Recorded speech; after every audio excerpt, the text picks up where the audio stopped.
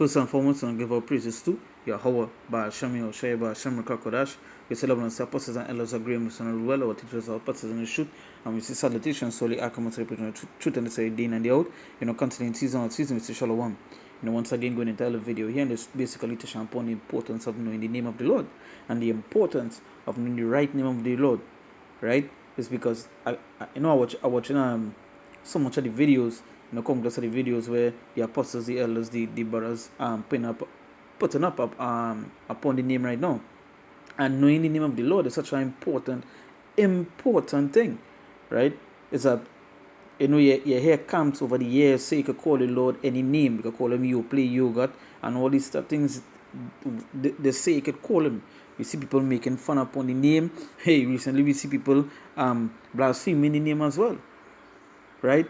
But the thing is this, is that the Lord, the scriptures, when you go into the scriptures and so forth, the Lord said to what? You have to know his name. You must know his name. You must know his true name.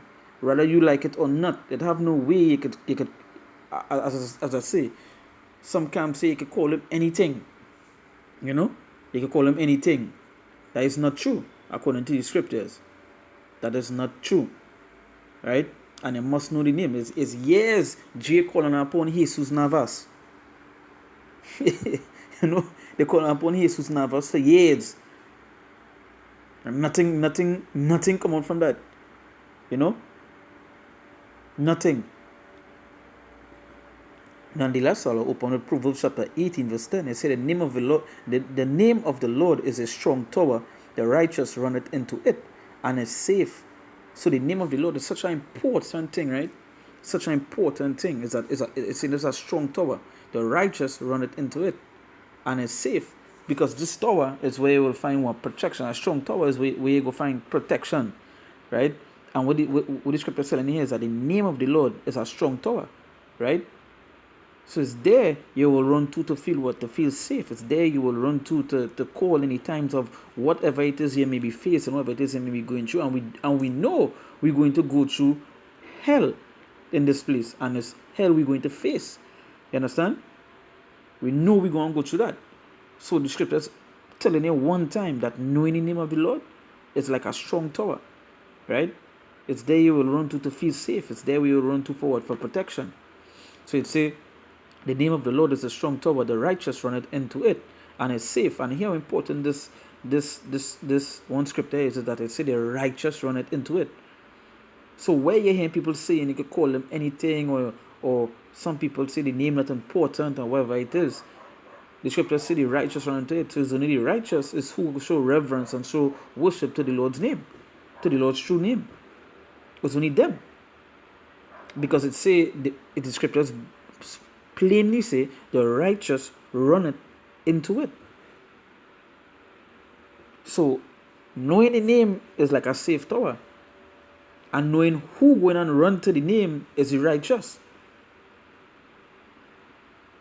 So it's distinctively telling you what it is and who it is going worship the name. The righteous.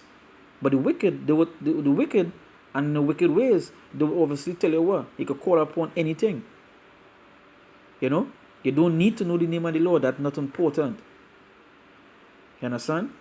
But it have men that would what? They would name over this. They would give themselves a Hebrew name and still call upon the Lord in a Greek and something else. So how is that even making sense? How is that even making sense?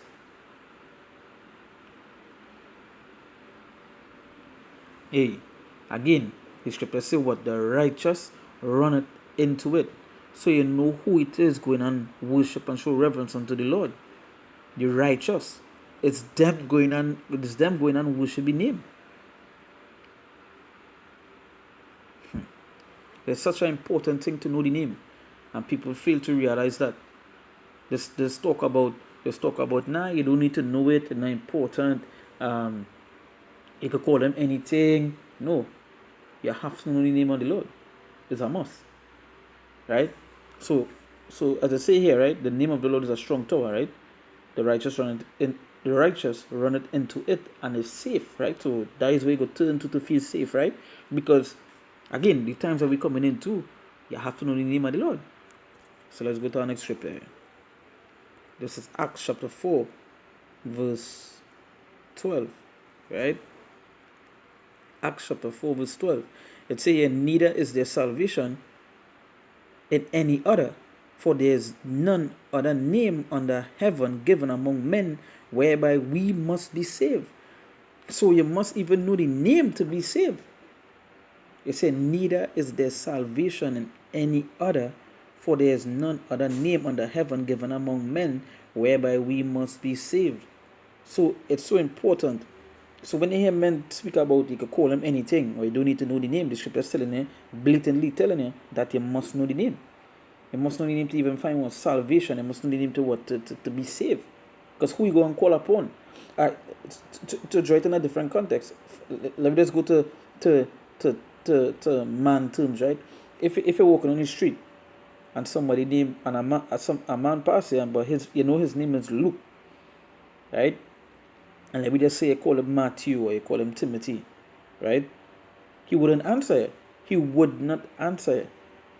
Or even if he say, you go to and tell him, yo, you disrespect me, that is not my name. Straight out. So where you feel it is, if a man feels so about his name, imagine how the Lord feels. Imagine how the Lord feels. Because even a man, you see a man say, what, don't disrespect my name. You see a man say it and a man say it.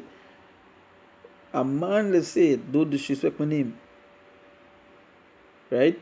So imagine how the Lord would feel if I call him any other name. One, he wouldn't answer, and one, obviously, he's jealous because the Lord sees a jealous God. It said neither is there salvation in any other. So there's salvation in no other. Again, all calling upon Jesus, Jay calling upon Jesus Navas for years. I just say Jesus Navas because hey, but it not working out. So then when the true name come out now men start to say what, that you don't need to know the name, you don't need to know important and all that stuff. They call him anything, which is don't make sense. Again, these men could go by affidavits, change the whole name, change the name into the Hebrew, but they don't want to give the Lord into a Hebrew. They don't want to give the Lord a Hebrew name. Make it make sense. It literally, when you think about the situation, it's just not making sense. But for them not what you know, you have to know the name of the Lord. You have to know the name of the Lord. You must know the name of the Lord.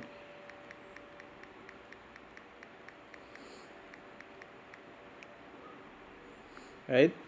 Let's say there's none other name under heaven given among men whereby we must be saved. No.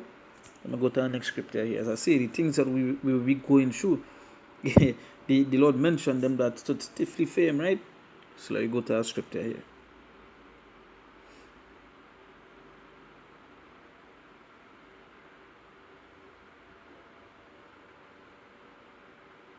You see, this is 2 Ezra chapter 2, of verse 44. So I asked the angel and said, Sir, what are these? He answered and said unto me, These be they that have put off the mortal clothing and put on the immortal. He said, and have confessed the name of God. Confess the name of God. It didn't say names. It didn't say anything else. It said, confess the name of God. Now they are crowned and receive palms. Right? So it's so important that even telling you here that when Ezra was seeing this vision, he's seeing men that did what stood stiffly for the name. You understand? Stood stiffly for the name. So then said I unto the angel, What young person is that crowned them and giveth them palms in their hands?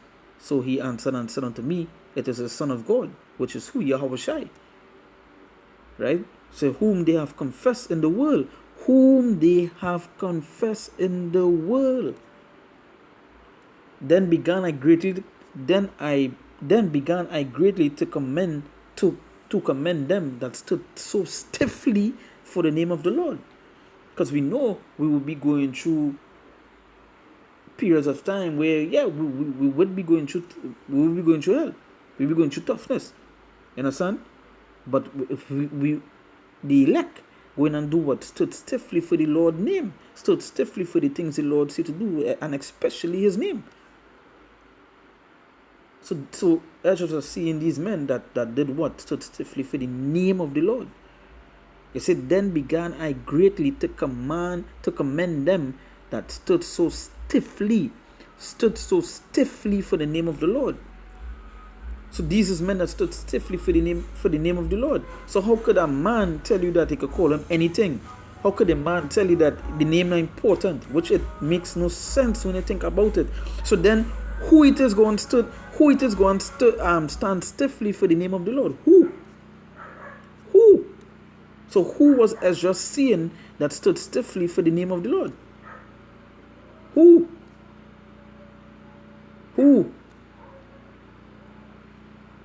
Come on, you must know, you have to know the name of the Lord. It's a must.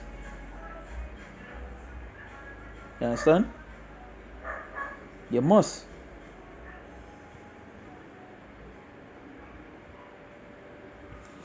But Jake always, again, some of these men, they say, but I say consistently through the videos that these men sell out.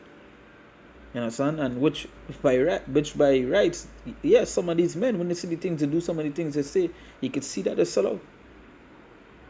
Some of these men underneath, they want to talk about the churches, right? But they're underneath the 501c3 charter. They're under it. You can just go on the site and you would see their name under that. But they want to talk about this. They want to talk about the churches being underneath it. That is being a hypocrite. Come on. It's such an important thing to know the name of the Lord, that even in a vision that Ezra see that who Yahushua was crowning himself was the men that stood stiffly for the name. For the men that stood stiffly for the name. Hey, that is the men would do what? That is the men that call on the name to be saved. That is the men who run onto the name as a strong tower. Come on. Let me bring our next scripture here. This is Romans chapter 10, verse 13. Right? It says here, for whosoever shall call upon the name of the Lord shall be saved. So again, letting you know that you must know the name of the Lord. Letting you know that you cannot call him anything. Letting you know that the name is important. Letting you know all of these things. So you say, for whosoever shall call upon the name of the Lord shall be saved. And again, the Proverbs tell you what? When you go back to the Proverbs tell you the righteous run unto the name. So is the righteous who will be saved? The righteous it all goes back to them, the elect. It's them going on who should be named, them going and stand stiffly for the name and so forth. Hey. So the name is a very important thing to know. So with that we give our praises to Yahweh, Ba'ashem Yahushai, Ba'ashem Kakodash. We sit down as apostles and elders of agreements and well, our teachers are apostles in the truth. And we say salutations to the Akamos, the pushing out to say day and day out. Constantly in season or season we say Shalom.